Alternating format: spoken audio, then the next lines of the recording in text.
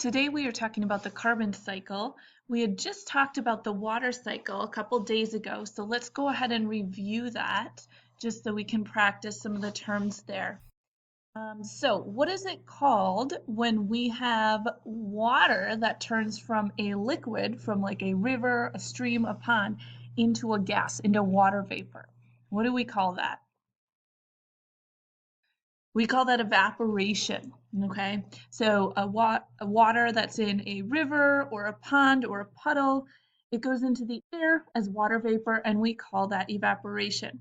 What about when we have evaporation from leaves, from plants? What do we call that?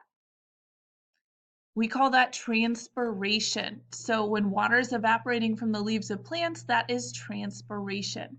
Now, when the water vapor is in the air and it goes ahead and it gets cooled down a little bit and it forms clouds, what do we call that? When the clouds form because that water vapor is turning into little liquid droplets. We call that condensation. And eventually, those liquid droplets get heavy enough and they fall back to the ground. Either it's snow or sleet or rain. What do we call those things? You hear this on the Weather Channel a lot. Snow, sleet, rain. What part of the water cycle is that? That's precipitation. Now, when it rains or snows, the liquid that hits the ground has two places it can go, right? It can either run off the land into rivers or a stream or a storm sewer. Where's the other place it could go besides running off the land? It could go into the ground, right? And we talked about that's called infiltration. So infiltration is when water goes into the ground. And then we talked about the two ways that humans disrupt the water cycle. So one of those ways is acid rain. So by putting pollutants in the air, we kind of change the acidity of rain. And then the other one is by paving roads, making parking lots, etc. Because then we have that rain, it can't actually get into the ground. So today we are talking about the carbon cycle. This is the title. You don't really need to write this down if you do not want to. I'm assuming most of you know that carbon is an element. It's found on the periodic table. It's found in a lot of different places in our environment. It's found in rocks, found in oceans, found in the atmosphere. We talked about how carbon in the first semester, carbon is the building block of all living things.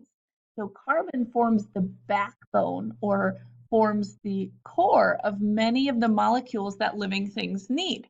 So we had talked about macromolecules, things like carbohydrates, lipids, proteins, and all of those have carbon in them. So carbon is really, really important. We're going to talk about how it cycles through the atmosphere, just like water, just like energy. So, the carbon cycle. How do plants get carbon? Well, plants get carbon dioxide from the atmosphere. Carbon dioxide is in our atmosphere. Carbon dioxide is CO2. Okay, so what does this mean? It means we have a one carbon atom and two oxygen atoms. So this is how it exists in our atmosphere, in the air. Now plants use this to turn it into food. Okay, so let's review photosynthesis really quick. What do we need for photosynthesis to happen? We need CO2. What else? Think about what plants need in order to survive. They need water and sunlight, right? So CO2, water, and sunlight is needed for photosynthesis. And what does photosynthesis make? What's the food? The food is called glucose or sugar, right? And then they also produce water. So plants take in this CO2 through their little tiny holes in their leaves. Those are the same holes that let the water out for transpiration. And then they turn it into food. Now, when they turn it into food, then they're able to use that food for energy, and this carbon becomes part of the plant.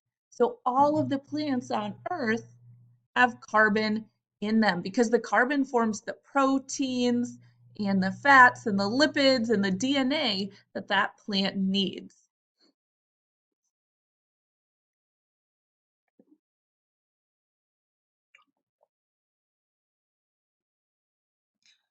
So then how do animals get carbon?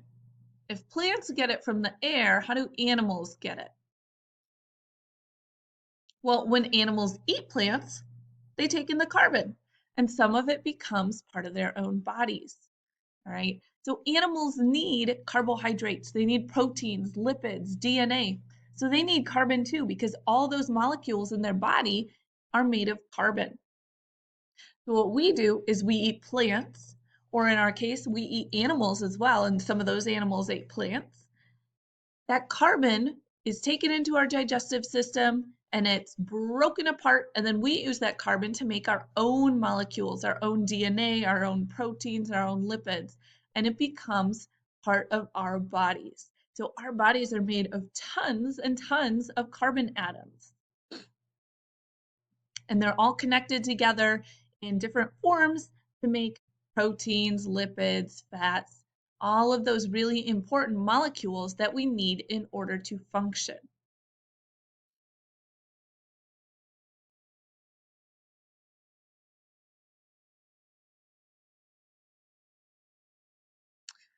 Now, how does this carbon get back into the atmosphere? Okay, if any of you have been driving alongside the road and you see an animal, maybe it doesn't look exactly like this, but roadkill, right? Over time, these animals decompose. All right, so we talked about detritivores, those organisms that help break down dead stuff and return it to the soil. So when plants and animals die, their bodies decompose. And the carbon atoms, some of them return to the soil, okay, because we talked about how like fungi and earthworms create new soil and they break down dead stuff to make that new soil. But some of it turns and goes into the atmosphere as CO2. So if you've ever driven by a dead animal on the side of the road and it smells really, really bad, dead animals give off gases. Now, the gases, there's a lot of different types of them. One of them is CO2. It's not the one that smells really bad, but it is one of the gases that they give off. And so this carbon dioxide then goes back into the atmosphere. So this is where we get that cycle, right? Plants take it in, all right? Animals eat plants, plants die, it goes back into, or plants and animals die, it goes back into the atmosphere. So just like water, it is a cycle. Now, where else is carbon stored? Okay. Carbon is stored in the oceans. That's actually where the most carbon is found. Think about the oceans. They're huge. They cover 2/3 of our planet. And oceans have a lot of carbon. Now, how does the carbon get into the ocean? Well, it dissolves, CO2 dissolves into the ocean, just like oxygen does. And this is how fish get oxygen in the water, is because some of it is dissolved in little tiny bubbles in the ocean. And then some of the sea creatures take that carbon dioxide, some of them use it to make their shells. So if you've ever seen like shells, crab shells or different types of shells, some of those creatures build their shells from the dissolved carbon dioxide. So we have a lot of carbon stored in the oceans. We also have carbon stored underground in fossil fuels. Anyone know what a fossil fuel is? Or an example of a fossil fuel? Fossil fuels are like coal, gas, like gasoline, um, oil. So these guys form when dead plants and animals become buried. So oil, coal forms when dead plants and animals become buried, and over millions of years and lots of pressure and heat, they turn into oil. Now, if you decide to dig a hole in your backyard for your dead dog, it's not going to turn into oil, right? It's going to take millions of years, and the conditions have to be just right for it to form oil or coal. Now, we use oil and coal, right, in our factories, in our cars, and so we're going to talk about how that is a little bit of a problem in a second. So how do humans affect the carbon cycle? Okay, we're going to talk about two different ways that they affect the carbon cycle. And this ties into kind of climate change. We're going to have a unit on climate change and we'll talk more about this. So the first way is by burning these fossil fuels. So normally the fossil fuels are stored underground. So they're not in our atmosphere. When we burn them, like in our car or in factories to produce power for power plants, when we burn coal and gasoline, what happens is that carbon that was stored underground then gets released into the air as CO2. Now, that might not seem like a big deal, but when we have a lot of extra CO2 in the air, what happens is that extra CO2 traps in heat, and that causes our Earth to warm up a little bit. And hence, we get climate change. So this is one of the reasons why scientists think that burning fossil fuels is really connected to climate change. Is because they're releasing all this carbon that used to be stored underground. So it didn't used to create our warm atmosphere. All right, the second way is clearing forests and destroying plants. So remember, plants store carbon. If we get rid of the plants, all the carbon that was in those plants goes into the atmosphere as CO2. And eventually, like we said, that CO2 traps in heat. So when that CO2 traps in heat, our planet gets a little bit warmer. So by doing these two things, humans are putting a lot of extra carbon in the atmosphere that normally isn't there. And that's causing some issues for the temperature on the planet. See if you want to write this last bullet point, but these actions, both of them, release carbon that's normally stored either in plants or underground, and they release it to the atmosphere.